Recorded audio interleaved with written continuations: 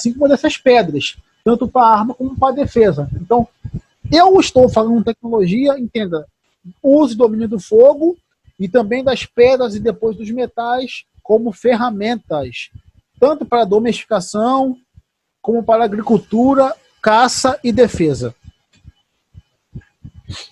Falei do Homem das Cavernas, aqui mais uma vez um exemplo, e esse aqui é um exemplo de uma área fria. Você percebe que nós temos pedras aqui.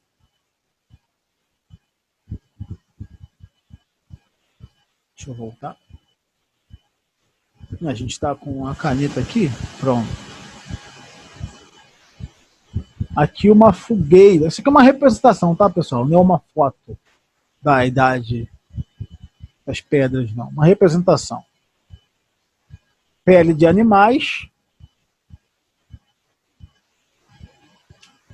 E esse aqui já está com uma lança na mão, você percebe? E aqui, possivelmente, que seria, se não me engano, um tigre de dentes de sabre, né?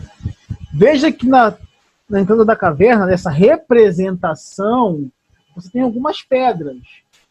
Que não estão aqui por acaso, né? Eles, esses grupamentos humanos, nessa representação, teriam colocados para se proteger. E você vê que o homem já está com esse arpão, essa lança, sendo utilizado como arma, enquanto esse grupo aqui está com fogo próximo de si para se aquecer e também para cozinhar. A Era das Pedras. Então a gente vai mais uma vez migrar para entender esse cenário. Vocês estão conseguindo perceber bem o quadro que nós estamos montando? Não só com as teorias, as migrações, mas também essa adaptação que o homem ele passa e como o homem ele vai adaptar-se utilizando aquilo que está ao seu redor, a pedra, a madeira, o metal. Olha que interessante. Nesses períodos, os primeiros cultos, culto mágico, religioso, vão surgir também. Nós temos o mistério de Eleusis na região da Grécia, que a gente vai entrar numa apresentação que vai vir ainda. Mas nós temos os primeiros cultos também, que se entende, noções de coisas mágicas, nesses períodos. Olha que interessante. Na chamada, entre aspas, pré-história. Então o homem ele já se organiza em tribos, clãs. Estão percebendo? Ele começa a notar que ele precisa de um lugar para ele se proteger, tanto de chuva, de frio. Então ele começa a encontrar áreas, e muitas dessas áreas são as cavernas. E obviamente, né, eu falei que eu não comia, fome, ele vai caçar. Mas nem tudo é possível você caçar com as mãos. É interessante você ter alguma, entre aspas, ferramenta. E veja bem, não tinha faca naquele período ainda. O que ele vai usar? O que ele tem à mão? O que nós temos geralmente à mão? Já passou por uma rua que algum bicho vai contra você e aí você fica desesperado? O que você procura? Geralmente para tentar se defender. Ou quando não há um muro, né? Você pular em cima dele se você não for muito baixo. Você vai caçar o quê? Uma pedra. É a primeira coisa que a gente olha. Vou pegar essa pedra aqui. Mesmo que você não queira atacar, você faz a menção de pegar aquela pedra para mostrar, olha, se você vier, vai ter. É ou não é? Eu vou ver se tem alguma pedra aqui. Como é que a gente percebe que a pedra ela pode ser usada como objeto de defesa? Isso não parece que isso nasce com a gente? Você parou para pensar qual foi a primeira vez que você... Todo mundo já passou por isso. Percebeu que uma pedra poderia ser usada para se defender de algum animal? em alguns casos, pessoa. Bom, isso é muito antigo. E mais do que isso, não é pegar por um acaso, tacar para se defender e ir embora.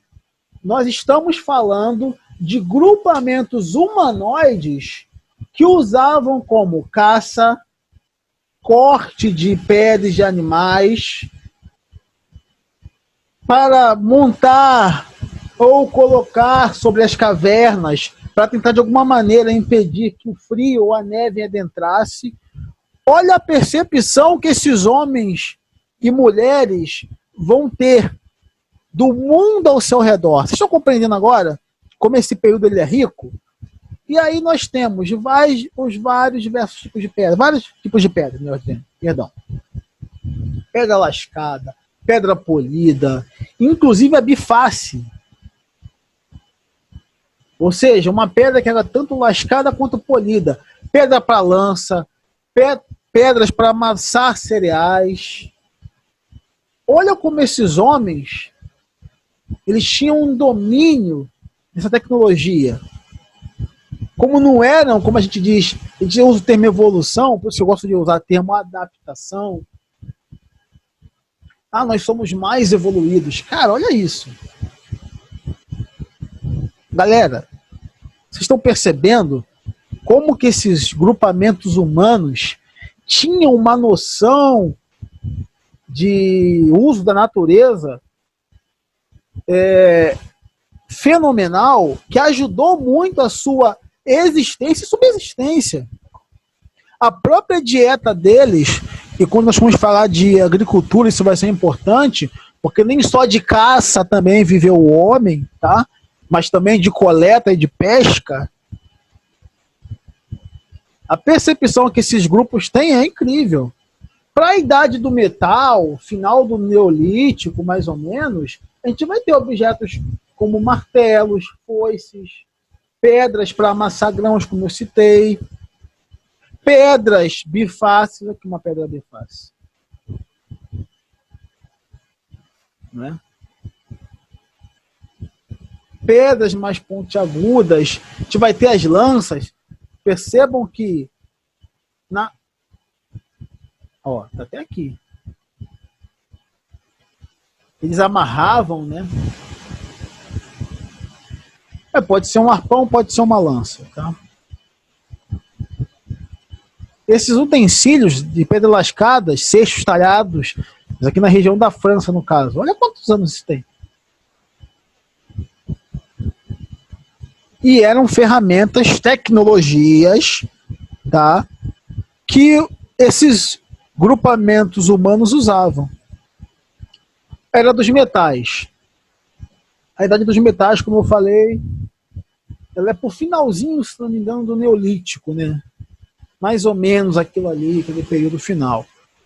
Bom, instrumentos de pedra substituídos por metal. Cobre, bronze e o ferro. A metalurgia, o artesanato. Olha que importante. Arado, enxadas, foices, bem mais resistentes. Aperfeiçoamento para quê, pessoal? Das atividades agrícolas. E aí pode ser uma escassez de caça. O homem observava que esses animais comiam algumas frutas, né, que a gente chama hoje de fruta, tá? Vamos entender isso. Pesca. Porque a dieta desses homens e mulheres era muito rica. Não era apenas de caça. E aí você tem, olha que interessante, nesse período todo, os grupos nômades, que eu já expliquei, que vão de uma área para outra, deixa eu fazer aqui. Imagina esse...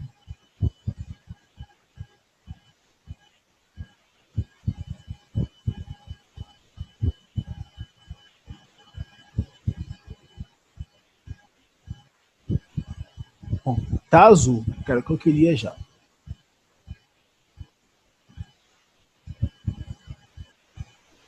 Deixa eu pegar aqui. Esse azul aqui, mal e porcamente,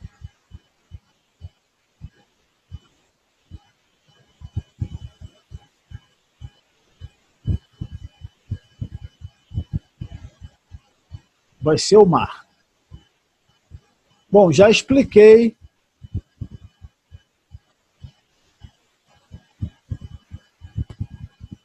Mas eu vou retornar à explicação, obviamente.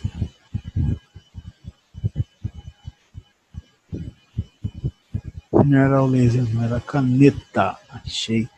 E nem azul. Eu vou querer dessa vez.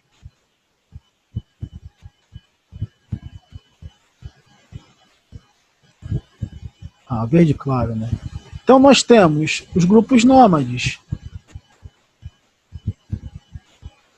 E aí pode ser por causa de clima, um clima muito frio, um clima muito quente.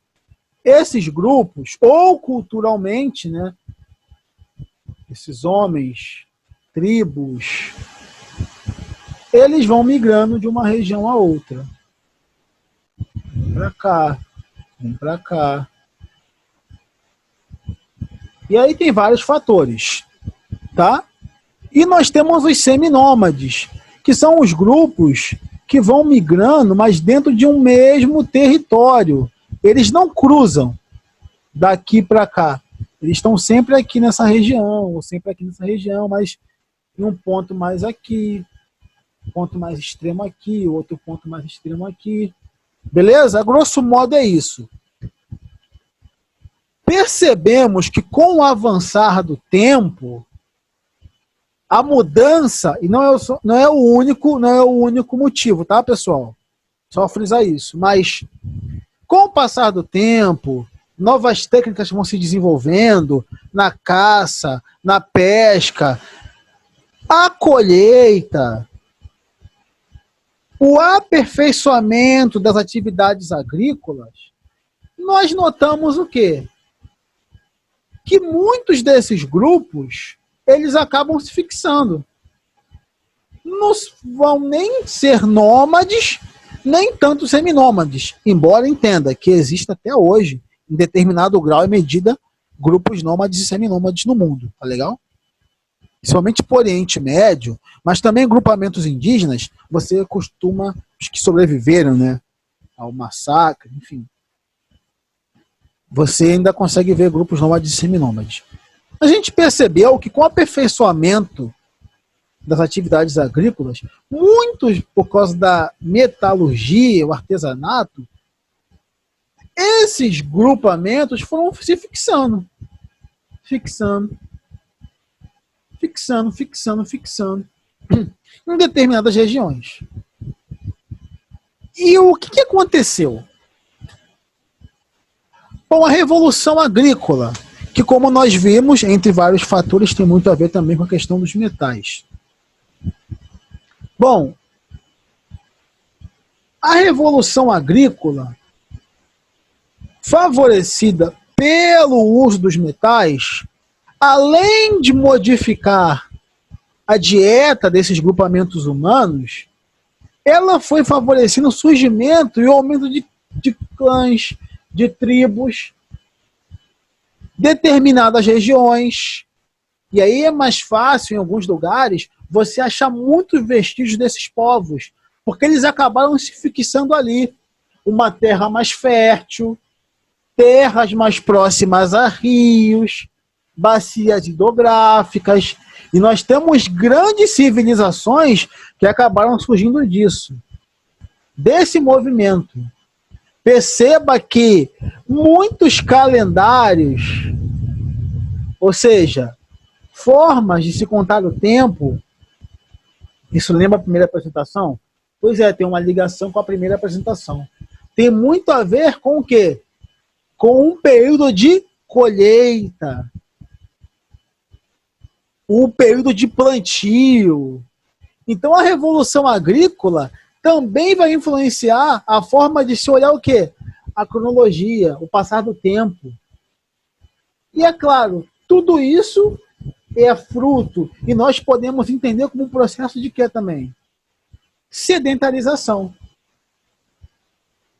E olha que interessante, sedentarismo e sedentarização em história, vocês já perceberam pela nossa explicação, que não tem a ver com a pessoa cansada, com aquela pessoa que não costuma fazer nada.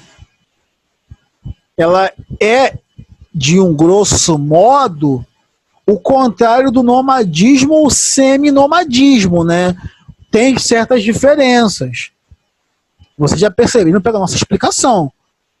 E vem com a questão das trocas de, entre aspas, tecnologias, o uso do cobre, do metal e do bronze, do artesanato, o aperfeiçoamento das atividades agrícolas, tudo isso e um